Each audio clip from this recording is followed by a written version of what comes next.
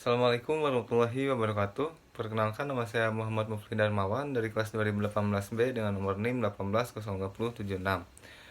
Mengenai ujian tengah semester pendidikan hukum, saya akan membahas salah satu fenomena sosial, yaitu fenomena pinjaman online ilegal. Sebagai makhluk sosial, manusia itu sama-sama satu sama lain saling membutuhkan, bahkan dalam rangka memenuhi kebutuhan hidupnya. Pemenuhan kebutuhan hidup merupakan fungsi dari ekonomi. Ekonomi sebagai yang diartikan dalam Kamus Besar Bahasa Indonesia yaitu ilmu mengenai asas-asas produksi, distribusi, dan pemakaian barang-barang serta kekayaan hal. Dalam hal ini adalah keuangan, perindustrian, dan juga perdagangan. Juga dikatakan sebagai pemanfaatan uang, tenaga, waktu yang berharga.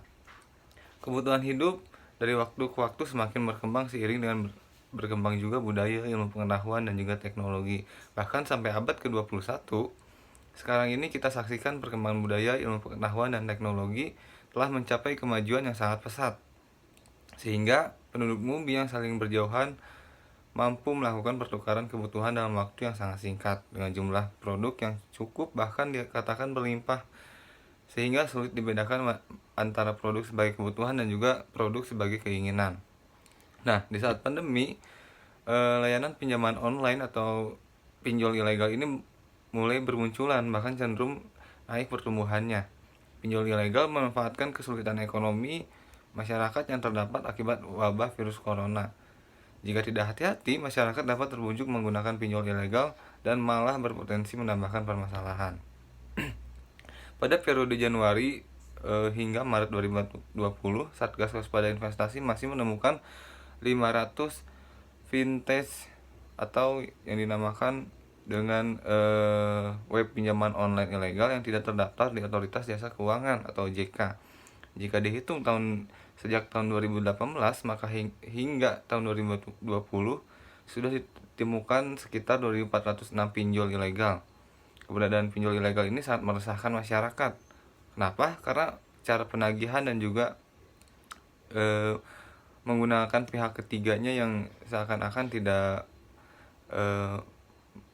menggunakan prinsip kemanusiaan gitu. Bahkan ada beberapa kasus yang menyebutkan ada sampai supir taksi yang bunuh diri karena terus didesak dan juga diteror oleh salah satu debt collector pinjol gitu.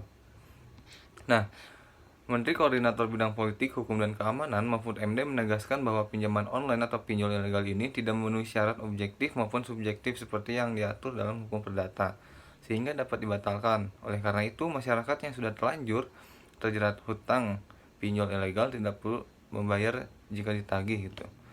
Dia menyebutkan bahwa pemerintah bersungguh-sungguh dan akan terus melakukan tindakan tegas terhadap pelaku tindakan ilegal dan pidana lainnya yang terkait dengan pinjaman online.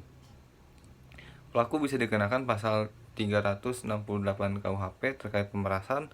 Lalu juga ada Undang-Undang Perlindungan Konsumen, Undang-Undang ITE pasal 29 dan pasal 32 ayat 2 dan juga ayat 3, dan bahkan bisa dikenakan pasal 27 Undang-Undang ITE kalau misalkan mengancam dengan menyebarkan foto-foto yang tidak senonoh atau foto-foto porno. Ujarnya seperti itu.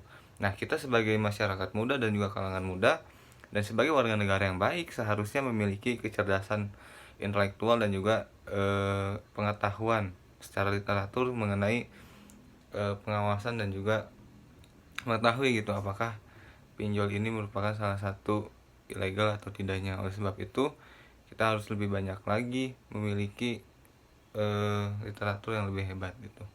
Oke, wassalamualaikum warahmatullahi wabarakatuh.